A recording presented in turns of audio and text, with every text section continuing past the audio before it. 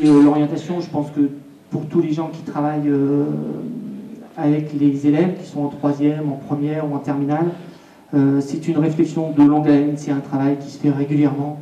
Donc si à chaque fois, dans des occasions comme ça, on peut les sensibiliser et les faire avancer dans leur réflexion, les faire se poser des bonnes questions, mais ce sera toujours ça de gagner.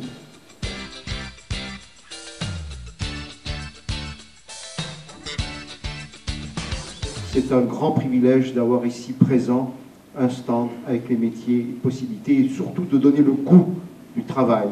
Parce que vous savez que nous, élus, mais je pense que vous toutes et vous tous, nous sommes particulièrement attachés au travail.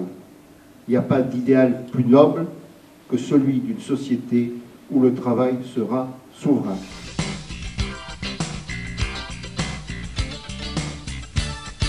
Tout se joue à l'école, dès la maternelle, jusqu'à la fin de ses études, pour construire un citoyen, pour faire en sorte que les femmes et les hommes en devenir, quel que soit leur âge, soient aussi dans des vraies perspectives éducatives, avec aussi de l'espoir pour pouvoir fabriquer sa vie, la fonder, poser sa famille, etc.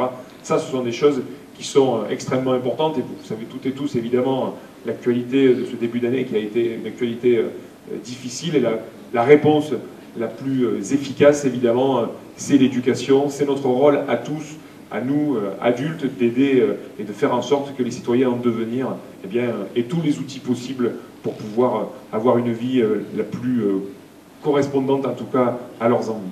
Donc, pour tout ce travail essentiel au sein de l'éducation, ces journées métiers formation sont excessivement importantes. Et encore une fois, on commence aussi à avoir des anciennes journées métiers formation qui sont passées, qui ont pu être orientées et qui aujourd'hui reviennent pour apporter aussi leur témoignage.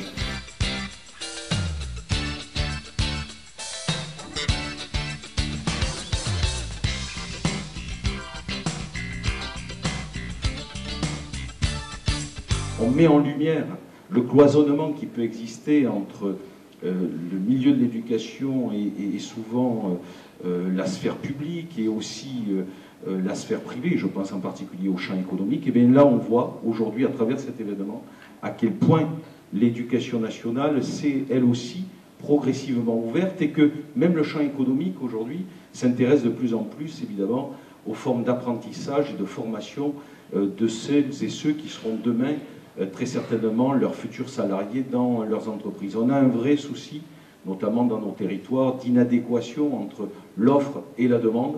Charge à nous évidemment de pouvoir pallier à ces difficultés, à trouver les mesures et les moyens nécessaires pour y parvenir. Et je crois que ce type d'événement est là justement pour conjuguer l'ensemble des efforts et faire en sorte que nos jeunes puissent demain, à travers la connaissance qu'ils auront de toutes les palettes de formation et également du vivier d'entreprises qu'il y a localement, de pouvoir là aussi se forger une idée sur ce que pourra être demain leur trajectoire scolaire, mais aussi bien sûr professionnelle. Donc c'est une heureuse initiative, il faut la soutenir. C'est bien que toutes les collectivités jouent ce rôle-là, c'est extrêmement important, donner l'impulsion, être des leviers et permettre évidemment à cette jeunesse de France de pouvoir ici, mais aussi ailleurs, trouver encore une fois les armes nécessaires pour demain réussir leur vie.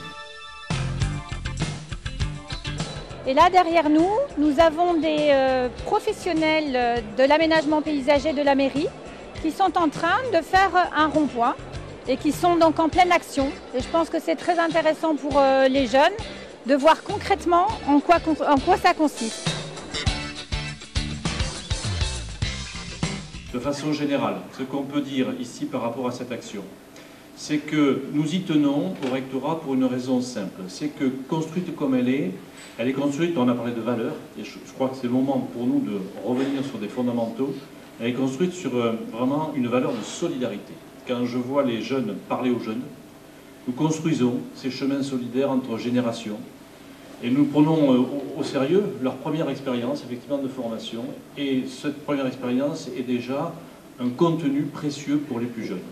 Solidarité adulte avec les jeunes, parce que nous sommes dans un monde dont nous savons tous collectivement que nous ne savons pas toujours, tous les jours, où il va et à quelle vitesse. eh bien nous sommes ensemble pour essayer de l'affronter. Et quand vous faites un travail d'information vis-à-vis des jeunes, vous allez au-devant d'eux, vous manifestez vous aussi cette solidarité. Solidarité aussi du bassin du Garaud-Danien. Bon, étant gardois, j'ai peut-être un peu plus conscience que certains Montpelliérains de ce que représente le Garaud-Danien comme entité socio-économique tout à fait structurée, cohérente, solide. Premier bassin industriel aujourd'hui du Languedoc-Roussillon, il faut sans cesse le rappeler à ceux qui sont sur d'autres vieux souvenirs. Et puis, je crois que solidarité aussi dans le fait que vous savez, année après année, essayer d'améliorer l'opération. Vous me permettrez d'avoir un salut particulier, mais comment puis-je faire autrement pour l'équipe du CIO? Et je salue Serge Rem au milieu de cette équipe et tous les membres de l'équipe qui ont travaillé pour ce salon une fois de plus, je dirais, 17e édition, je crois. C'est un bel exemple de longévité, mais nous ne sommes pas là pour la longévité, nous sommes là pour rendre service après année à des générations sans arrêt nouvelles. Et chaque fois, vous essayez d'améliorer le service. Donc d'abord, un grand merci à tous pour cet engagement.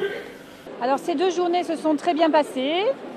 Beaucoup d'élèves, beaucoup d'exposants, beaucoup de rencontres très intéressantes. Mais tout ce qui concerne l'orientation ne s'arrête pas ces 2 journées. Et bien entendu, la préparation de l'orientation se continue. Et bien sûr, le centre d'information et d'orientation est à la disposition des élèves toute l'année. Ils vont pouvoir continuer à y aller pour avoir des informations. Voilà la conclusion de ces JMF.